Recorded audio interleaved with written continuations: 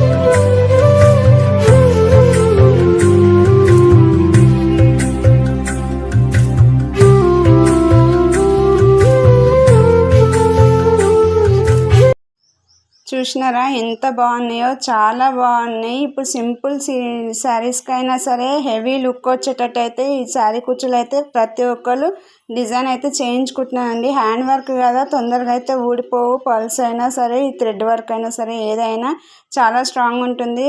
Work కూడా చాలా నీట్గా వస్తుంది. ఫినిషింగ్ అయితే చాలా బాగుంటుంది. మీకు ఎవరికైనా నచ్చినట్టయితే ప్లీజ్ అండి కామెంట్ చేయండి. ఎవరైనా వేయించుకున్నా సరే నాకు కామెంట్లో అయితే నాతో మాట్లాడండి, ఓకేనా? మీ అందరికైతే నచ్చిందని అనుకుంటున్నా ఈ వీడియో.